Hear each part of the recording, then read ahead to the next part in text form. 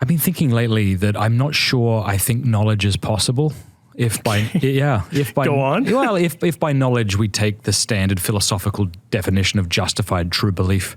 You've heard of Gettier experiments that sought to, have you? I don't know if I have heard this. Right, I think Gettier was a philosopher, don't quote me, but I think he wrote it was like a several page paper back in 1963. Joseph, any chance you could check that out?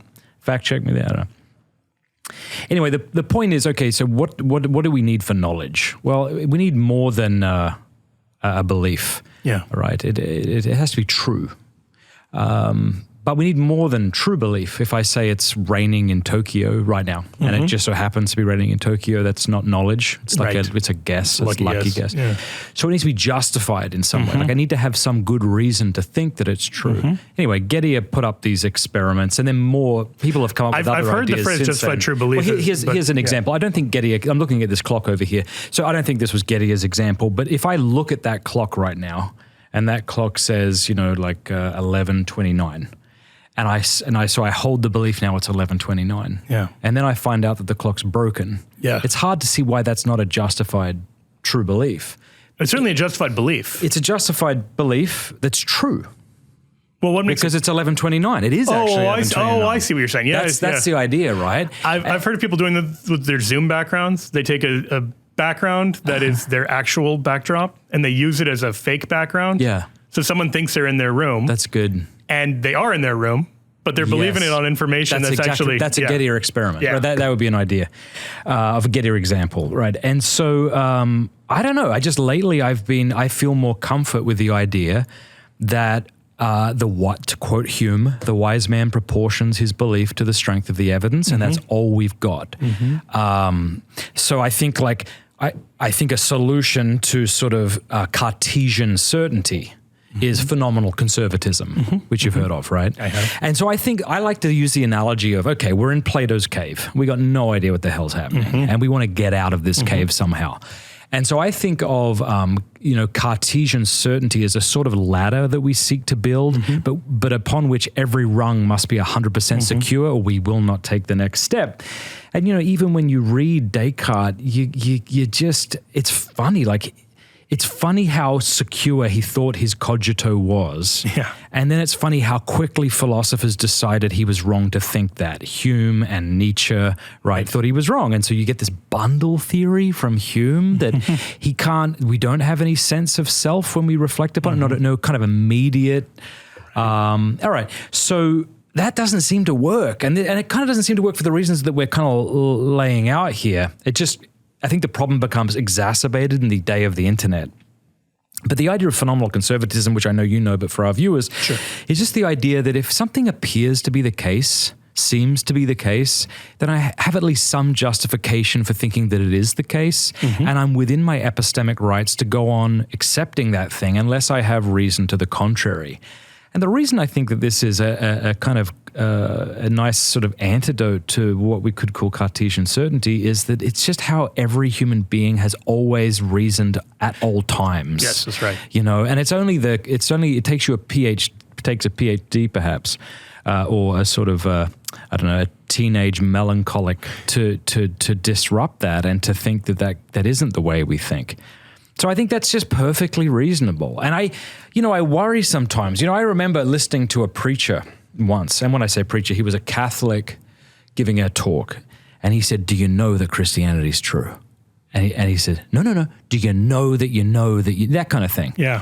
And I just am not comfortable with that because I don't know if I know that I have two arms. Now, I want to clarify this because it sounds like I'm falling into kind of skepticism, which I'm not doing. I do know that I have two arms. But it depends what you mean by know. Yeah, if you mean Cartesian knowledge, then I don't think I know, and that's why I don't know if know in that sense is even helpful. But if you mean, do I accept that I have two arms because you have no good reason to the contrary? It's like, obviously, yes. And I think there's so many things in my life that you could press me on that I wouldn't have an answer to. That's right. Do I know that my wife is who she says she is? Am I convinced she's not a Russian agent? Yes, of course.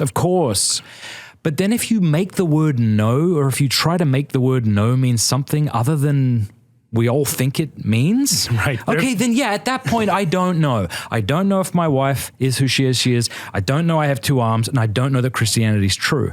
But if by no, you mean, do you have reasons to think this is true? Yeah, of course I do. And so I guess what I'm doing is I'm sounding like a skeptic, but I'm actually saying the opposite. Like, do I know Christianity is true? 100% yes. Of course I do. Do you know your wife is who she claims to be? Yes, same thing. But then the other thing is, again, if you want to use this, I'm going to shut up soon. I don't know how much sense I'm making. You're making total sense. Yeah, so like this other, like if you press this foreign Cartesian idea of no, then you can make me doubt all sorts of things because I have different levels of evidence for the different things that I think that I know. Do I know who my wife is? Yes. Do I know that my car is parked out there? Yes. But okay, which one do you know more? Okay, I know who my wife is. All right, so you don't know that your car is out there, and then you drive yourself insane. Yeah, I think this is completely true. And you see this breakdown really radically. I think one place you can see it is the popularity of simulation theory. Yeah. This idea that we don't even know we're living in reality compared to living in a matrix. And, if you look at Nick Bostrom's arguments for this, if you believe that the mind and brain are the same thing and they're just matter, and you believe that given this, eventually we'll be able to create simulations so lifelike that someone could be sentient in this created world and think they're real, and you could do an infinite number of those things, basically, then it's wildly more likely statistically that you are yourself a simulated being that thinks they're real than that you're a real being who happens to know, man, I really missed by a statistical, very unlikely chance. I narrowly missed being a simulation. You're probably a simulation. And so the logical place a lot of this skepticism ends up is literally doubting our own existence, doubting the existence of our bodies, of our world, of our reality, that it's all just a simulation in some other world that may or may not look anything like this world. Maybe there are no such thing as human beings. These are all just Sims in some game, some alien species in a different reality. The other thing that makes that more plausible is as technology advances, it seems more likely that could happen. Right. We see these AI kind of characters and everything else. So here I think it's important to stress one of the great arguments for Christianity right now is that we can actually affirm reality. Here's what I mean by that. The phrase artificial intelligence, the word artificial has two meanings. It can mean fake or it can mean man-made. Now, both sides of this question use AI, but I think they mean different things. We would look at this and say, ChatGPT is fake intelligence. It will very confidently say things that are completely untrue, and it's not even lying. It's just giving me, in the same way that if you use autocomplete on your phone and you start to type a sentence and it'll finish it for you, it's not like, oh, I think a really good thing you could say is, I'm going to go to the store. Let me help you. It's just doing sophisticated text prediction. That's all AI does in these like chat models. And sophisticated to a point that you can't grasp it, but it's still doing something like that, where it's just doing trial and error. If I say these kind of things, users respond well. If I say these other kind of things, they respond badly. So I'm going to say these kind of things. And it does this with this remarkable level of sophistication that looks from the outside like real intelligence, but it isn't. Do you know the Chinese room experiment? Which experiment? It's Chinese room? No. Okay. This is, I believe it was Searle gives this as a thought experiment. Okay. He says, imagine you're in a room and you don't speak Chinese and you have a guidebook. So people will pass notes under the door, and you've got a little thing that says when they put these characters, you write out these other characters and you pass it back under the door. The person on the other side experiences it as you having a completely coherent, smart conversation with them in fluent Chinese. And so they would reasonably assume you're a fluent Chinese speaker, but you don't speak. How are you getting the information to write? You've got a little guidebook. So if they have these characters, you write these. If A, then B, that sort of thing. And his point is, this is what a computer does. It gets these kind of prompts and gives this kind of a result. Oh, that's good. Like you see this very easily with a calculator. If you put 7 times 6, it knows what number to put.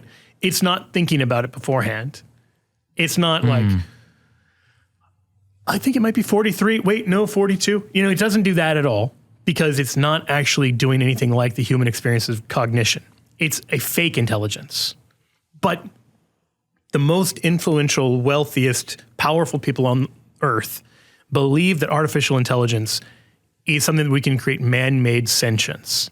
This belief is completely contrary to a Christian worldview. It's completely contrary to the idea that soul is the seat of consciousness and soul is something distinct from matter. And since you can't create soul in a computer, you just can't possibly do this. They are spending huge amounts, I mean, in the billions of dollars, trying to create man-made consciousness, trying to basically create a soul in the machine. And because of that, like, this is where, to make a long story long, you get this major breakdown.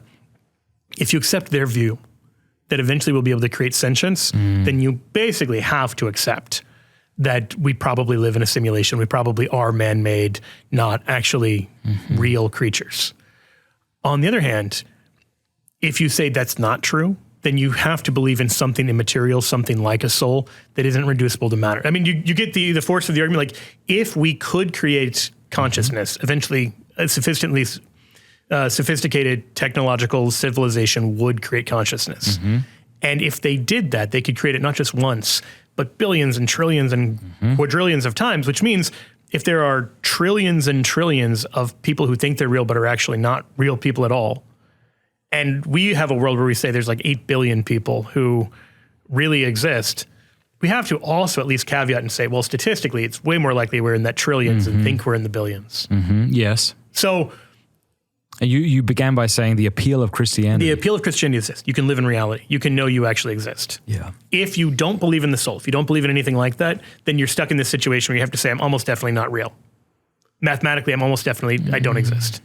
And that's such a stupid counterintuitive conclusion that you should be able to step back and say, obviously, if atheistic materialism has left us in a situation where we have to deny not just the existence of God, but of ourselves, that's a really good argument against it. Yeah. Thank you very much for watching that Pints with Aquinas clip. If you like it, do me a favor, click like and subscribe, and please offer a Hail Mary for the work of Pints with Aquinas and all the people we're trying to reach. God bless you.